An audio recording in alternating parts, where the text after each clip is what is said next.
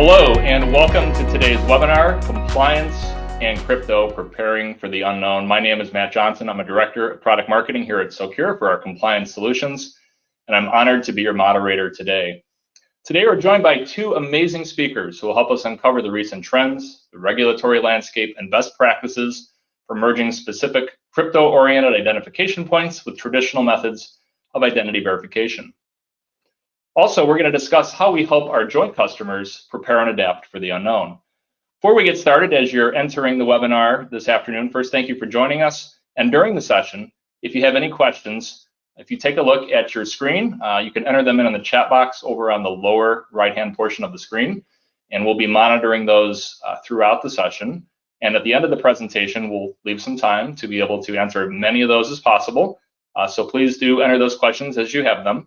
And if we're not able to get to your question, we will follow up with you directly to ensure that we do follow up and get you an answer if it's not able to all be done in the time allotted. So now let's get to today's speakers. First, I'd like to welcome Nirvana Patel. He's the Chief Compliance Officer and BSA Officer at Prime Trust. Nirvana brings over 15 years experience in financial services, encompassing payments, crypto, banking, and private equity. He's responsible for leading the compliance-focused organization on regulatory compliance, risk management, control development, and prior to his role as CCO, Nirvana was head of financial crimes and compliance at Prime Trust. So welcome, Nirvana. We also have Debra Geister with us, Vice President of Compliance Solutions here at Socure with more than 2 decades of experience in the banking and compliance space and anti-money laundering industries. Deb is a recognized leader in the financial crime detection field. She has worked with many of the largest financial institutions, as well as technology and data companies, both global and domestic, to help eliminate and reduce money laundering, fraud, and related financial risks. So we welcome Debra. On today's agenda, we're going to start off with some recent trends within the crypto space, and then move on to customer identification requirements, establishing safety and trust, universal identity, operational impacts, and best practices before we'll close with our live Q&A. Now, Debra, to get us started and set the stage for us, we've talked about some similar items in one of our recent webinars as it pertained to sanctions.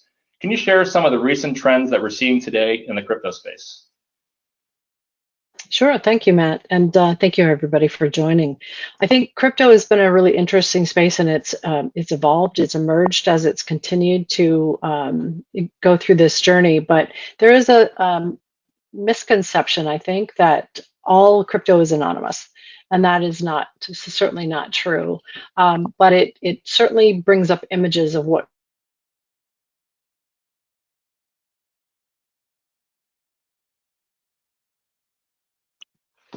crypto is and what crypto isn't. But we know that there's a lot of tracking capability, a lot of things available to crypto. So I think one of the things that we keep in mind as we talk about some of the things we're seeing going on today is that is one of the factors.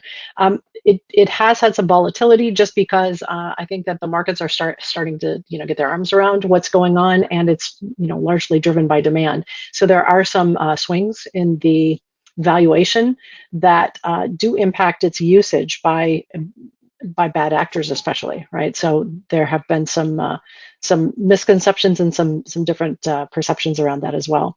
It is a little more susceptible to money laundering as opposed to fraud, from the perspective that it becomes a great layering tool for many money launderers. And because I can transfer from fiat into a cryptocurrency, and then I can move it around within different types of coins within the ecosystem, it tends to be used more broadly for money laundering than specifically for fraud, but it does get used for fraud as well.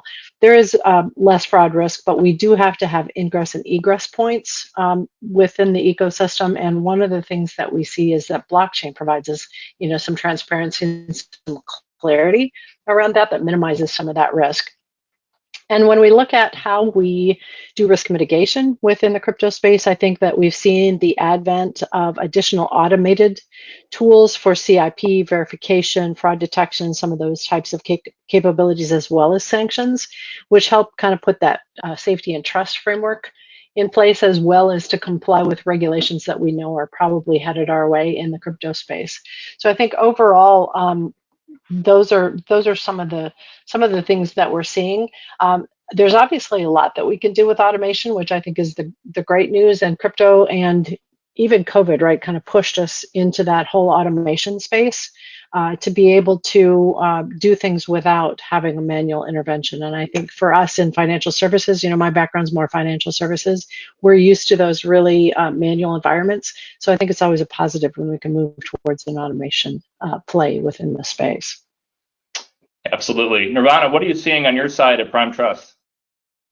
Sure. Thanks, Deb, for setting the stage, and thanks, Matt, for having me. I do think it's important to remember that unlike other traditional financial assets or markets, that cryptocurrency can be exchanged 24/7. It never sleeps, it's borderless. So I think operationally, this means that the onboarding process can't necessarily take a week to complete.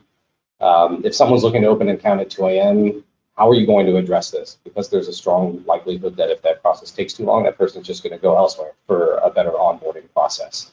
And so I do think that similar to e-commerce, which has a high percentage of abandoned carts, companies in this space can have a high percentage of abandoned applications. And so as Deb mentioned, having that highly automated process will help convert prospects into customers. But again, on the other side of that, it's important to note that similar to crypto, the criminals are also working 24/7.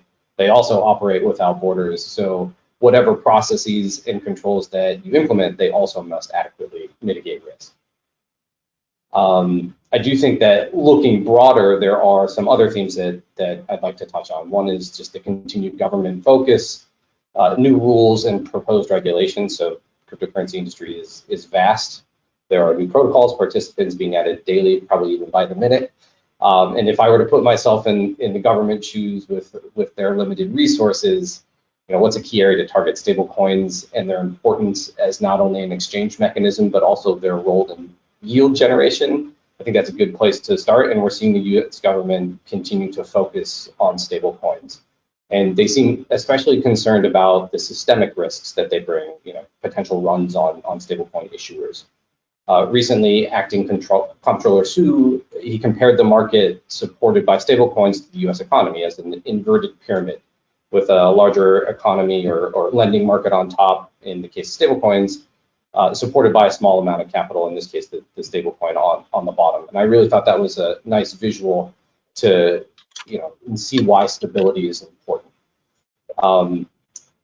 I guess the SEC, they continue to become a bit of a villain in the industry. Certainly the ongoing Ripple lawsuit is one of the more publicized ongoing SEC matters, but I do think it's important for us all to kind of remember that they are doing good work in this space, especially with regard to enforcement actions. And some of the enforcement actions that they brought include just outright fraud, which is important for us as an industry to weed out, especially if we want the industry to continue to grow, which we do. It's important that we're not necessarily seen as a welcome haven for criminals. Again, something that Deb mentioned earlier. With the ongoing war in Ukraine, sanctions have also become a key focus of discussion. Really, it comes down to whether crypto is a useful tool to avoid sanctions. I know that Deb kind of mentioned this before, but the inherent properties of the blockchain and the role that blockchain screening companies play can make evading sanctions more difficult. So especially when you layer on Twitter accounts that watch for large movements and publish that, when it comes to sanctions invasion, and you need to move a lot of money or convert it, cryptocurrency just may not be the best choice. And if I were a criminal, having an immutable ledger of my activity is probably not preferable. Also within the governance space, we're also seeing just travel rule and KYC continue to be a hot topic across the globe. You see the EU proposed framework to require KYC for unhosted beneficiary wallets. I think we as an industry know that operationally this would be extremely difficult, but overall the trend seems to be that no anonymous or even unknown counterparty transactions, no matter the size. Just if it's above zero, I think there's an idea that you know who the other side of the transaction is. Other trends in the space, crypto has now lower barriers to entry. So for consumers, you no longer have to have a strong technical knowledge and even need to know what mining is. You really just need a phone and a valid ID, and that's really all it takes to start transacting on many exchanges. So the accessibility of crypto is actually a key feature of it. So as long as a token is valid, vetted by an exchange, the exchange is well known, consumers can really feel safe making a purchase. And then going back to this whole notion of safety, exploits, scams, thefts, they just continue to persist. Already this year, we've seen over $1 billion in stolen funds. I love going and looking at the Rect leaderboard. We have a new leader as of a couple of weeks ago with the Ronin exploit. And again, that also highlights a theme that bridges are a good target because they centralize tokens in a smart contract. And if that smart contract hasn't been thoroughly tested prior to launch, bad actors can exploit the contract, siphon the tokens away into a wallet they control. But this isn't new, right? I mean, we've been dealing with this for a while. I think Laura Shin did an excellent job covering the DAO exploit in her book, The Cryptopian. So if you haven't read that, please do. She does a good job of actually interviewing the people that were involved in trying to resolve that. But at the end of the day, it's not a simple problem. It's something that every business faces, especially digital businesses. You know, we're all concerned about how can we onboard people quickly and safely. We also want to make sure that we keep their assets secure. So from my perspective, I think much of the industry's future success hinges on education and finding different ways to balance simplicity and security. Yeah, and even though the regulation is evolving for crypto, that doesn't mean that the government hasn't been paying attention and issuing penalties. Deb, what actions have we seen and what might we see coming from a regulatory perspective? Yeah, I think it's no surprise to anybody that there's been a lot of focus on enforcement. The SEC has been pretty active, and since 2013, they've collected several $1 billion in crypto-related or digital asset-related fines. Even just in this last year, they issued about, I believe the number was about $2 billion just in 2021. And that was against digital asset across the board, not just crypto. But the most recent fine, of course, was a $100 million fine against BlockFi Lending for failing to register the offers and sales of its retail crypto lending business. So I think that there is a lot of focus, and the SEC is really starting to make sure that there is an AML infrastructure in place, to make sure that the detection is there, to assure that we're doing CDD, KYC type of activities, as well as SIP, and we know who our customers are. So I think that's good news, right? From the perspective that, from my perspective, it legitimizes what we're trying to accomplish in crypto. It really gives them a solid foundation, and it helps promote that safety and trust environment. So I don't think that federal enforcement is a bad thing. We typically call it putting heads on sticks. They want to make an example and make sure that the industry knows it as a whole that they are here to enforce.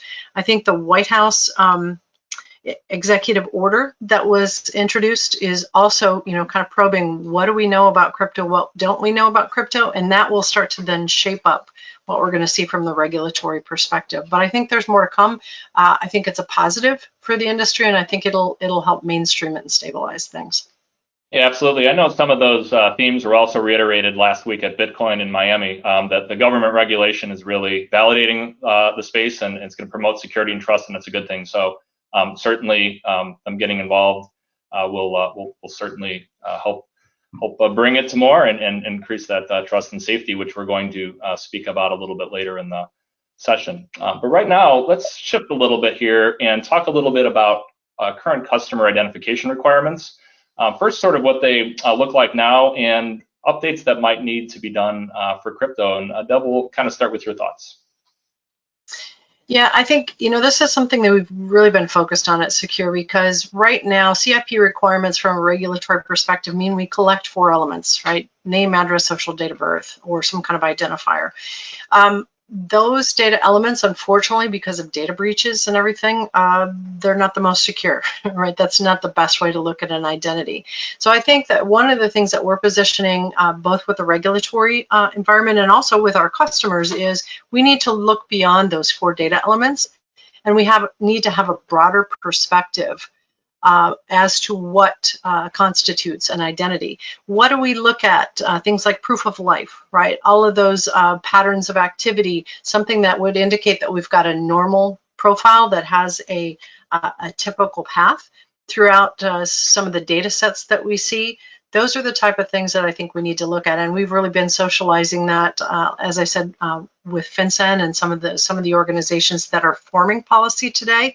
So it's a really critical point that we start to look at this problem set a little bit differently. So I think, Matt, why don't we just kind of kind of move on, one of the things that I want to kind of talk through a little bit is the financial crime ecosystem. And I think this applies no matter what technology or what mechanisms you're in. And this is what we refer to as hybrid threat finance. So when you look at money laundering, right? We talked a little bit about how money laundering is a risk from a crypto perspective. There are 3 layers that we typically look at with money laundering: placement, layering, and integration, right?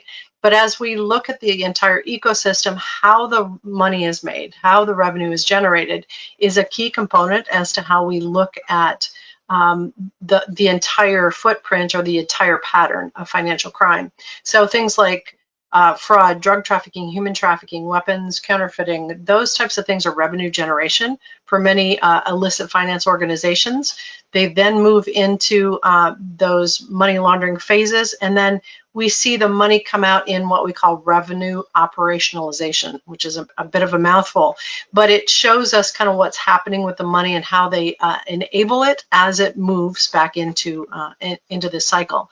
The one thing that is interesting about this entire cycle is that there are enablers that we look at, and the commonality here is synthetic identities, right? So we see individuals, we see entities that are fabricated or created for a singular purpose to be able to contribute to this ecosystem. So I think as we look at how do we manage CIP, we have to look at this broader ecosystem and say, where are the commonalities? Synthetic and compromised identity is certainly a big part of that story.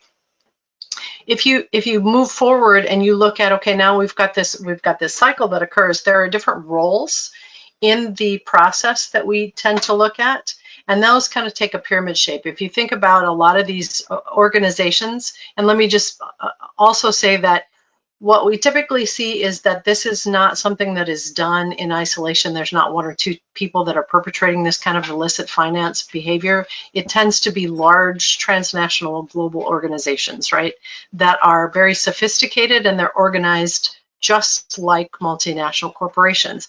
So what we tend to see, again, you'll see the way that synthetic identities, compromised identities, and front and shell companies are typically perpetrated throughout the entire ecosystem. And we see the tactical level, which is where the money is made.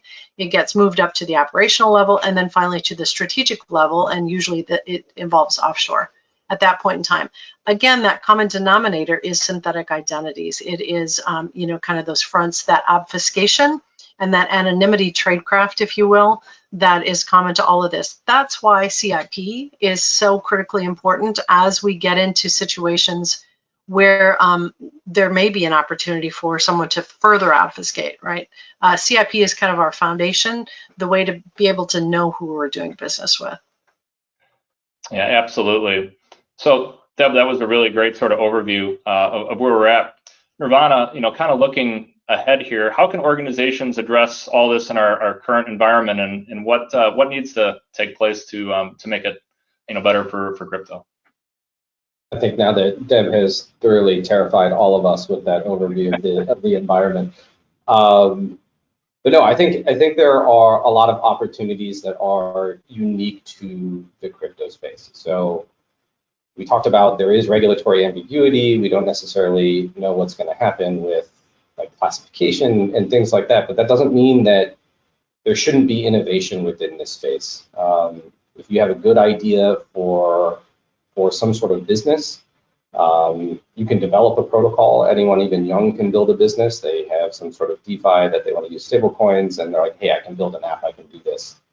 Go ahead and do that, but you have to understand that when you enter this space, it is highly regulated. FinCEN has considered any sort of VASP to be, at a minimum, an MSB, which brings you into the regulated environment. So make sure that you are considering KYC. Make sure you are considering all the fraud and threat vectors into your product and business that you have. And I think that's the benefit of coming to Prime Trust or using Socure, is that we have a solution together that will help ensure that you can onboard quickly, safely, and minimize fraud as well.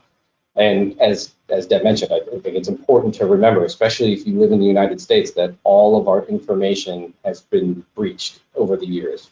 Equifax breach, exposed over half of Americans. Marriott, a lot of our passports. First America, if you bought a home, all of your title was probably held there. All of that information is also available. And someone can go buy your identity online for probably less than $3. And so again, it comes down to how do you prove that you are who you say you are? How do you prove that you're even a human? Cryptography helps, and I think that's why it underpins the entire cryptocurrency industry. And as Deb mentioned, there are more data points that we can layer on top of the standard 4 that'll prove that you are who you say you are. And then cryptography can also help keep our PII secure. So think about the existing financial system. It's completely broken. I am personally terrified that most of the global economy still operates on IBM mainframes with a black screen and green text. But that's how money actually moves nowadays, and everything is based on COBOL. So if I were to open an account at Chase, I'm going to go through one process. If I open an account at Wells Fargo, they're still going to collect the same information, but the process will feel a little bit different. If I open an account at a fintech or crypto company, even if it may use Chase to help move money, that onboarding process, while probably better, is going to be different. And that means that I now have 3 different records across 3 different companies, none of which is really shared outside of potentially a 314B type of investigation. And if I move, I need to update info across n number of institutions where I actually hold those accounts. So each institution that holds my data also represents another opportunity for the theft of my personal information. I know it's already out there. I would prefer it not to continue to be out there any more than it already is. So I think what the industry collectively is looking to solve and is well positioned for is actually inverting that siloed approach. So can I have multiple sources verify components of my identity? And again, my identity isn't just those 4 pieces of information, it's a lot more, and we can enrich what an identity is. Can I control what information is shared and to whom? So I only want to give away the absolute minimum required information and nothing more. And then can I store all of that information in a singular place, in a wallet, on my phone that's biometrically secure? And then can I potentially share that with other wallets that I control? So again, solving that kind of unhosted travel rule potential situation, this whole notion of an NFT of me. I'm just pointing to that singular NFT that represents my identity. And we as an industry, can we come together to define minimum standards? So how do we collectively solve KYC? Within the cryptocurrency space and cryptography, we have zero knowledge standards where we don't actually have to expose the information, but we can prove that we have it and it's valid. And as long as we're operating on the same minimum standards, we can actually drive an interesting solution. As Deb mentioned, it's really important to keep the regulators part of the conversation. We don't want to break anything, but I think the writing is on the wall, and lawmakers understood this, at least in the United States at the time with the publishing of the AML Act, that the customer identification program requirements, they are changing. In FinCEN and FDIC, they have an identity initiative now about identity proofing. It shows that they're thinking about what are different ways that we can continue to have innovative solutions to prove an identity, still adhere to our requirements of knowing our customer, but not necessarily putting customers at risk. A lot on the table here for sure. But let's think a little bit deeper here around this idea of identification points. And I'll pose this first to Deb. What sort of new identification points can we maybe take a look at for identity verification, and how about those merge with traditional methods of identity verification? I think there's a lot of data that we typically get, for example, device, and I know that we're starting to tie device into a profile. There are also other things that are not necessarily provided by a customer, but relationships, patterns. So, for example, what is your movement as far as how often do you move? What are some of those key indicators that make you you, right? So there are a lot of different attributes that we can drive out of some of those inferred relationships that can happen in the back end that are non-disruptive to your clients, but can help us identify where there may be potential risk. It could be something like you're using and I'm just making this up, but you're using a voice over IP phone. You're using things that are inconsistent with the way most of the population typically works. So I think we have to look broader at what that digital breadcrumb trail really shows us, where there are inferred relationships and patterns, and we have to look at, kind of some of those proof of life type of activities that that are available to us out in the ecosystem. Yeah, and then Nirvana, there's this concept of universal identity, sort of this network of verified identities. Can you expand upon that a little bit and tell us a little bit more? Sure. So, I mean, I'm sure everyone has a different opinion on what it is, but in my mind, it's one person, one identity. So if we compare that to the different models for identity, at first we had account-based identities, and it actually aligns with the current rule that's in place for verifying that information. But it'd be me signing up for a Gmail account. So I sign up with Google and I create an account, and now there's just this kind of like singular siloed relationship. We eventually moved on to federated IDs. That's the equivalent of like sign in with Google. So I can go to a different site that's not Google and click a button to sign in with my Google account, and I have that tied to a singular ID. That's getting closer. But the last phase again is bringing your identity to the service. So like, what can I store my identity myself, and can I bring it to that service? So it's single identity and sharing that and onboarding with wherever I want. So as Deb mentioned, your identity it's a compendium of facts from multiple sources. It's what I let people know, so that's the information that I share. What others know about me, so that's the information that's stored by others or known by others. Who I know, the relationships and connections that I have with others, and actions and what I do. And I think it's really, really important to remember that your identity is a portable asset. I think it's frequently seen as a consequence of regulatory requirements rather than something that has utility and value. And I apologize in advance, this is a really silly example, but if I walk into my local bodega, they greet me and say, "Hey, Nirvana." It's like, great, okay, I just brought my identity from my home where I was to the bodega where I am currently. But I do think it's a useful way to think about identity is, hey, walked along with me, they know my name, they know at least one piece of information, and that's all they really need to know. And so I have been controlling the amount of my identity that I actually share with the folks in the bodega. So a universal identity solution, what does it look like? It has all of the facts about me. Facts are verified by various sources. The identity is portable. It's my own. It's not shared with anyone else or in other locations that I do not control. It unlocks doors. It makes onboarding instantaneous. And I think another way to think about it is if you've ever returned to the US from a foreign country, you know, so there's a special little section for global entry. And what does this mean? These people have allowed the US government to verify their identities so they can quickly enter the country, often skipping the line that can take hours if you're at JFK or LAX. So universal ID, again, it's along those lines only in the digital space. So how do I have this identity that's me, that's pre-verified, so I can just open any door that I need to in a very expeditious manner? Yeah, really great thoughts there. Deb, can you maybe expand upon it a little bit further about what it might take to really pull this off? Are there ways to maybe create NFTs for people and hold that in a wallet? What are some of your thoughts on what we can do to actually technically execute this?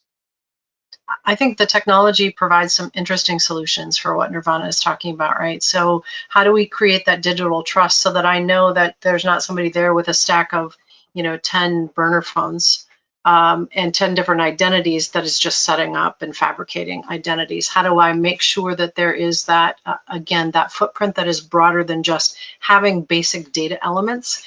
How do we look at those proof of life type of things? The challenging thing will be who owns that, who controls it, and how do we protect it and keep it safe? Right. So I think, from your perspective, Nirvana, I think NFTs is a great solution to be able to kind of start to create those digital trust, kind of that chain of title, if you will. But how do you see that from Prime Trust perspective? What are some of the things, the advantages that in the platform, for example, that could provide? Sure. That would mean is someone can onboard with Prime Trust, again, having their identity verified by Socure. And then being able to really move within any of the ecosystem of participants that we have within our network. So different cryptocurrency exchanges, different payment service providers, really anything. So it's really reducing friction for anything that you want to do. If you think about it right now, you have a number of different apps for different services that have different funds or crypto or things like that anywhere. The idea is to, I guess, reduce all those barriers. And you can still have multiple apps, but at the end of the day, everything is still held by you in your trusted wallet that is tied to your identity. Very cool. Sorry, Matt. I jumped on my role. This questions. You guys are doing just fine. That's great. So we had a great sort of discussion here on regulatory, what has to be done, and identification in the space, and sort of the challenges that are ahead of us, and some solutions that possibly make that useful going forward. Let's shift a little bit more now into best practices and get into sort of what could be done right now. And we'll start with you, Nirvana. Sure. I think it's important to remember that fraudsters are clever. So fraud is something that needs to be constantly monitored. It's not something that you can only do at onboarding. And you need to go beyond that initial KYC and need to go beyond watch lists. And so similar to, I guess, like items that Deb has mentioned about proof of life and other facts that are good representations, what's the other side? What are fraudulent signals that we should be paying attention to? And it's this whole notion of just ongoing monitoring and profiling. You basically need a segment of one. So how do I know you are who you say you are every time you sign into an application or every time you're trying to engage in some sort of transaction? Basically need to say, does this make sense? Should this be allowed? And then even beyond that, comparing to individuals that are potentially grouped together as well, finding those networks within networks. And then another key component, especially with all the focus on Russia, is ensure you are screening all of the blockchain transactions that you are processing or involved in. It's a high stakes game and it's strict liability. So you want to make sure that you are screening everything, blocking everything that may come in that may be sanctioned, and taking all the precautions that you need to. Yeah, I would agree with that. Thoughts you could add on to that? Go ahead. I think knowing your customer is one of the challenges that we typically see when we're in a non-face-to-face environment where we don't have as much engagement maybe with a client as we would necessarily like. So how do you understand from a KYC perspective, usually what we're trying to accomplish is how risky is this person or entity to my organization? We're trying to assess that and create a conditional status for that. That's an important point to be able to have a good strategy within your organization to understand, right? So how do I define risk? What constitutes risk? How do I measure it, right, throughout the journey of that customer? And how do we make sure that we are continually vigilantly watching what are good patterns, what are bad patterns, right? There's a lot of triangulation that goes on in this process. So while we know a lot about the patterns and the behavior and the activity within digital, what does it mean and how do we interpret it, I think are going to be critical issues. And it doesn't always need to be invasive either. And I think that that's an interesting fact of the product that your team has developed is at some point in time, you don't always need to be saying, I need you to re-verify everything. You can do other things in the background that allow you to at least confirm that someone is who they are, I guess, presenting to be, again, because you're never going to have that face-to-face interaction. You're dealing with someone's phone that you're only seeing signals from. So what are things that you can do in the background to just kind of constantly test, just to make sure, one, it's not a bot, and two, it is the person who you think it is. Great. Well, as we prepare to do a recap here, if there are questions, we'd like to have those so we can answer them for you. Please go ahead and put them in the chat box in the lower right. And we'll do a sort of a recap here before we get into the live Q&A for Deb and Nirvana to sort of give us their top 3 points to recap what they'd like you to all take away today. We'll start with you, Nirvana. Sure. So crypto isn't going anywhere. I know I'm biased, but I think the fact that we are having this conversation now, the fact that there are new laws and regs, that's a good thing. That basically solidifies and codifies that cryptocurrencies and digital assets are a thing. And so it's really just government validation of crypto. So again, new laws and regs aren't something to be scared about. It's something to encourage, but at the same time, we want to make sure that we're doing our part within the industry, guiding, advising, and things of that nature. I think we've talked about that your identity is your most valuable asset. It allows you to transact. It'll be your key to crypto, among other things. So protect that. And with that in mind, be safe. Healthy skepticism will protect you, will protect your assets. If something is too good to be true, it probably is. So just be safe. And Deb, anything to add?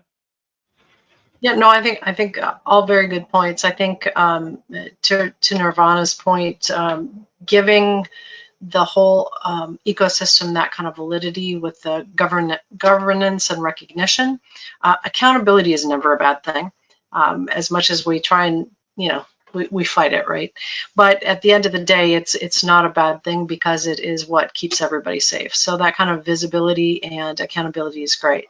The other thing I think we need to keep in mind, especially as we start looking at digital environments, is how do you make sure, and that maybe this is a question, Nirvana, how do you assure this from the Prime Trust perspective? How do you make sure that you are not disrupting good populations or specific populations, right, based on what the data looks like? Because if we're not careful, we can unduly impact, right, some different segments of the populations. How do you make sure that? I think that's an interesting part of this that we should discuss as well. Sure, and it's tough. Especially with crypto. Probably this is an easy example to talk to. Is the interest is going to skew younger, and so individuals that are 18 have less of a history associated with them. And so if you're going to use traditional methods of running a credit check or anything like that, you're not going to see anything. So again, I don't think there's an easy solution. I think that's something that we're continuing to refine our approach over time. But again, it's what are other signals that we can continue to use to just prove that people are who they say they are, and then most importantly, within any sort of model that you're running, you need to at least look at those protected data elements and I guess compare that with your overall model performance to make sure that you're actually not impacting protected individuals.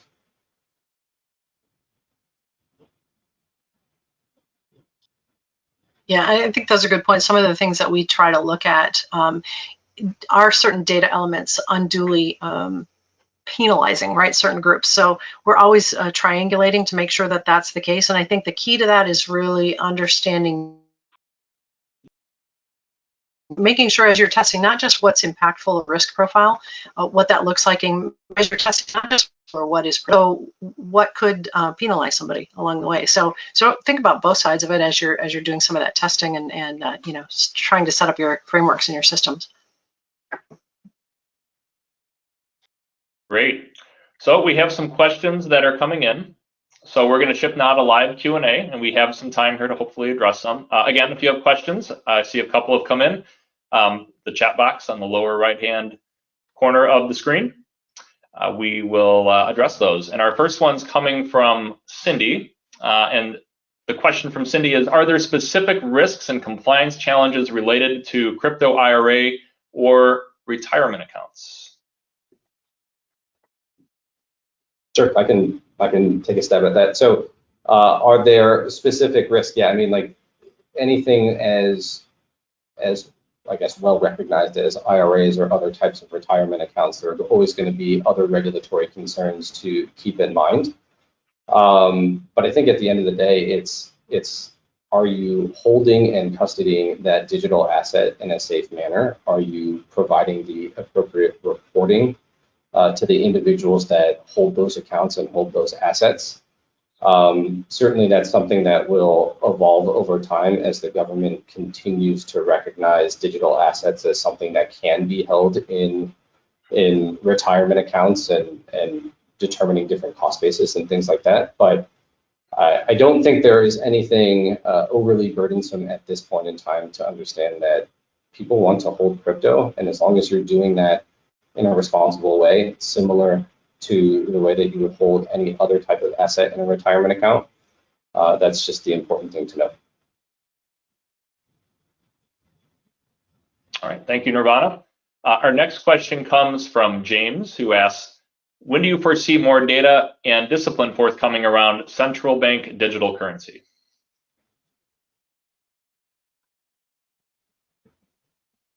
Okay, I can start. That's fine. So within the U.S., it's interesting to see that they've finally kind of come out and said we are really going to start exploring this. There have been some, I guess, test transactions globally about different networks saying that, oh, we can handle a vast amount of throughput. In the United States, it's interesting. China took an approach saying we're launching a central bank digital currency, and then we're going to eliminate all competition by basically outlawing cryptocurrencies, and so driving adoption to their CBDC. Within the U.S., I don't think that's really the approach that they want to take. More, it's can the CBDC coexist with the existing stablecoins that exist in the market right now, and ensuring at the end of the day that everything is stable and does not upset the overall financial stability, especially if those stablecoins are backed by traditional financial assets. So CBDCs, I do think, are probably a bit of a ways off before there's broad adoption. And in the United States, I'm not even sure if we would see anything that would be consumer touching, similar to the way that the Federal Reserve System is a closed system. Deb, I'm curious if you have any thoughts on that, though. I think you're right. I think it is a long way off. And I think the executive order was kind of the first hint of that they are studying the issue. And if it goes like any other regulation or government initiative, they'll study it for a year. They'll kind of absorb that once they get the study done, and then they'll try and translate that into what the impacts are. So I think we're probably a couple of years out from seeing any direction, and even further out. I think you're right, Nirvana, from seeing any broad action by the U.S. government, because I think they don't know what they don't know right now, and so they're really just trying to get their arms around it. So 2 to 3 years at minimum before we see any directives. I think we'll see. Let's put that on the calendar. We'll see how I did. No, We'll set a reminder and hold you to it, Deb. Let's play some wagers. No. All right, we've got a follow-up question around identities again. So centralized versus a decentralized network of identities. So maybe a little more clarification around that, and also sort of a related question around the role of blockchain within that verification. Nirvana or Deb, which one of you wants to take that one? I can take a stab at first. So I'll start. This is going to sound weird, but Mark Andreessen had an interesting perspective years ago about how industries are bundled and unbundled over time, which presents new opportunities for businesses and allows an industry to grow. So I think the example that he used was we had CDs, that was a bundle of an album, and then there was Napster that unbundled that into songs, and then there was iTunes that tried to bundle the album again in a digital format, and then now there's Spotify where you can just basically a la carte grab songs across an entire catalog. So I do think that within this space, in order to get adoption, a centralized network is probably the starting point. Again, it's can the industry come together on a standard and then use a singular protocol to at least, I guess, verify and share identities. And we already see that with different travel rule protocols, but we have a handful now, and there's no singular way to exchange that information. But cryptography and the blockchain, again, it allows us to do this in a meaningful way. So, of course, over time, decentralized is going to make more sense. Individuals controlling their own identities, even, I guess, writing their public keys to each chain that they're transacting on. So within each chain that you may be engaging in, your public keys exist there. It's tied to your identity. That's probably a ways off, but I think the first step is probably more of a centralized approach, which is gaining consensus within the industry, agreeing collectively what will work, and then, again, most importantly, getting the regulators on board and making sure that they're not going to oppose that approach. And let's take it one step further. Deb, you were talking earlier about synthetic identities. How does that going to play into this? Yeah, I think that's always going to be the wild card. But I'm curious from a centralized, decentralized perspective. I think one of the challenges that I see is who is going to hold that trust. What's the central source of truth, right? When it comes to what an identity is, and how do we protect it? You know, to your point, Nirvana, I think that identity is currency, and it certainly has become that in illicit finance channels. And so, how do we make sure that we've got that protection? I know, for example, FinCEN is doing a registry of all businesses, right, in the U.S. and their ownership. Is that something that you see the government being involved in, or is that something that you think private industry is going to drive that? It has to be private, and the only reason I say that is because FinCEN is a department of 500, and now they have to basically collect every state's information. We're years off from even being able to actually use that. And so if we were going to layer on individuals, like, game over. We wouldn't see that probably before we all died. So I do think that private has to be the first way that we go down this path, and that's not necessarily a bad thing, right? Like, if the industry collectively agrees on things, there are a number of different industry groups, like Swift, for example. Everyone was like, hey, like, transferring money globally is a big pain. Let's come together and form this consortium and agree to a standard. And the government doesn't really have much of a say in that. So similarly, again, us coming together as an industry, agreeing to certain standards, agreeing to certain protocols, that'll be the good first step. I can't see FinCEN or the government kind of stepping in and taking over. It's a tall order for anybody, but I agree. I think as an industry, we're always better off if we can kind of agree on the standards, set the foundation. Then you can always get input, you know, from other groups and governments. But I think that innovation happens in the private sector. I think you're absolutely right. You both touched on illicit funds in your responses there, and it looks like it prompted a question here from David, who asks, how can an individual who receives a cryptocurrency transfer have transaction tracking technology at their fingertips, which he says is expensive, to determine that they do not receive illicit funds in their non-custodial wallets?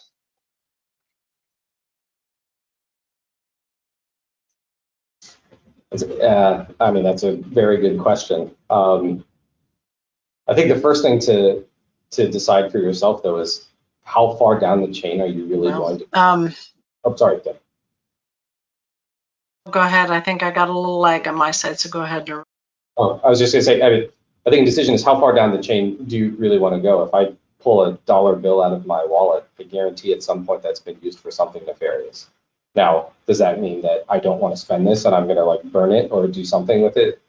Probably not. I still want that dollar. But I think personally, and I think every financial institution that deals in crypto also has to determine, it's like, at what point do you think there is enough of a risk with the source of funds here?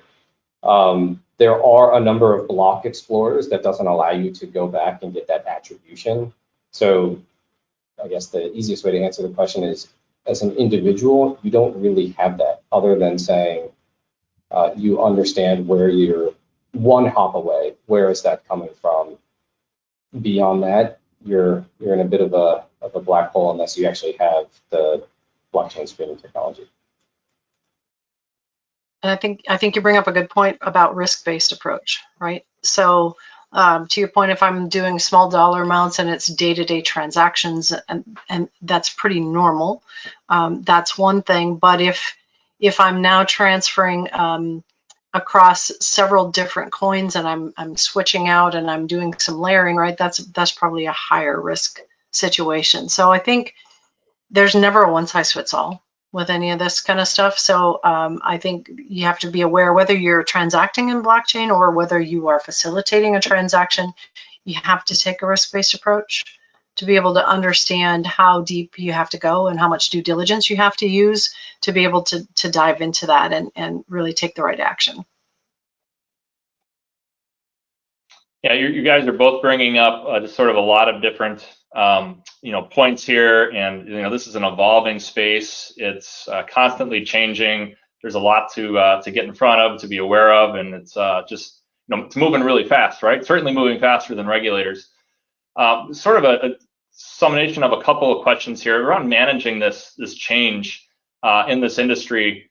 What are some ways that the organizations could be successful in doing this, knowing that there's a lot coming down the pipe regulatorily, there's a lot of things that are evolving in the industry, new uses, new threats are evolving. There's just so much happening. It's a fire hose, right? How can they manage this sort of change and ensure that they're doing their best? That's always the challenge, right? Is where do we put the right resources to be able to make sure we're keeping up with it? But I do believe that taking a risk-based approach is going to continue. I mean, we've seen that in financial services for decades.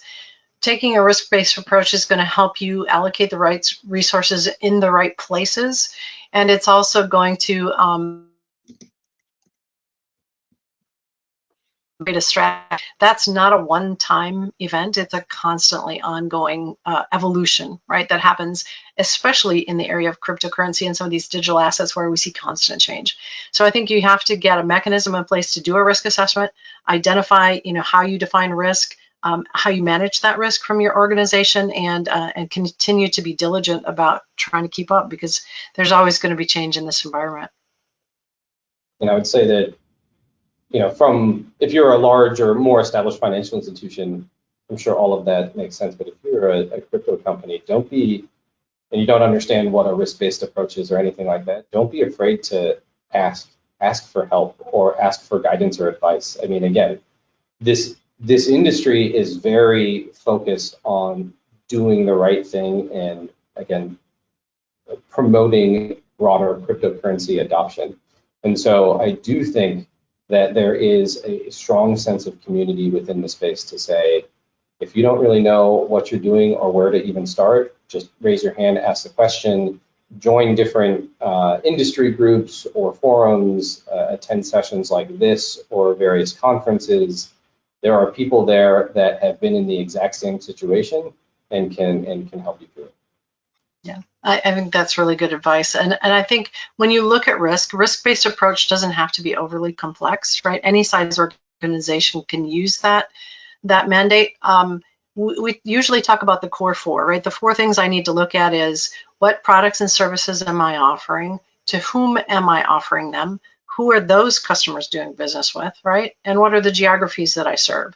So if you put that kind of framework in place, that very simple assessment of what that looks like at any point in time for your organization, that's certainly going to help. And I agree with Nirvana. Reach out, ask questions, talk to each other, create working groups, right, to be able to help support each other as you work through the issues. And one of the things I was just thinking about, Deb, in your response there, and Nirvana, about de-risking the industry. There's something I just thinking about our consortium and feedback data that we have here at Socure, Deb. It's really, I think, something could be valuable for these organizations to leverage. What are ways organizations like us and Prime Trust can do our part to help de-risk the entire industry? Yeah, I think that's a good point. I mean, consortium is something that's part of our DNA here at Socure, and being able to understand when you see risk on the other side of the equation certainly helps us to be able to respond. And if we get that from 1,000 customers as opposed to 10, it certainly helps all of us to be better prepared. Because I think there's nothing better than having somebody else's experience and perception, right, of what they've gone through that can help us better triangulate. Nirvana, from your perspective at Prime Trust, what are some of the things that you think you can do on that side? Sure. I think the value of the consortium data is it breaks down the silos, right? It creates that feedback loop that allows partners such as Socure to improve models, which then also improves our service and our onboarding process and our risk mitigation. So it's this kind of virtuous cycle that we all kind of collectively have together. And so again, it's having those feedbacks between everything, and as granular as you can get about that feedback, that's important. Again, are we speaking the same language? Do we consider first-party fraud to be the exact same thing? So at least having that common language and then actually transferring information or feedback back and forth allows us as an institution to, I guess, protect ourselves, protect our customers, especially since we sit in between both crypto and traditional fiat payment systems. Again, that's important for our banking partners and other participants within the space. If we can share that feedback with others in a secure manner, that's really valuable for the entire industry. Yeah, I think both of our organizations are certainly in a unique position to help not only de-risk and ensure the legitimacy and ensure regulatory compliance, but also to help make crypto more inclusive and access to it for all. So certainly we have a great role in helping organizations with their challenges. So as I take a look at time, we're almost there. So I want to thank everyone who has joined us today, and a really big thanks to Deb and Nirvana for sharing their time and expertise with us today. And of course, all of us at Socure appreciate our partnership with Prime Trust. And if you'd like to learn a little bit more about Socure and Prime Trust, we have a quick poll that's going to be up on the screen. There it is. If you would please just take a quick second and respond to it and let us know. We'll leave it up on screen till we close out. And then finally, before we go, if you found a lot of value in this session, we would love for you to join our next session that's coming up. Next week, we're going to continue some conversation around how Socure is helping crypto customers future-proof their customer onboarding strategy. And we'll be specifically zeroing in on our predictive document verification solution and how document verification can play a critical role in future-proofing customer onboarding strategies. There is a link that is in the chat window right now. If you take a look over on the right-hand side of the screen, you'll see it. You can click on that link in the chat window to register right now, and we would love to have your attendance. We'll have another great session full of actionable information for you. At this point, we'll go ahead and end the webinar. Thank you again so much for spending your time with us today, and we look forward to joining you on our next session. Have a great rest of your day. Thank you.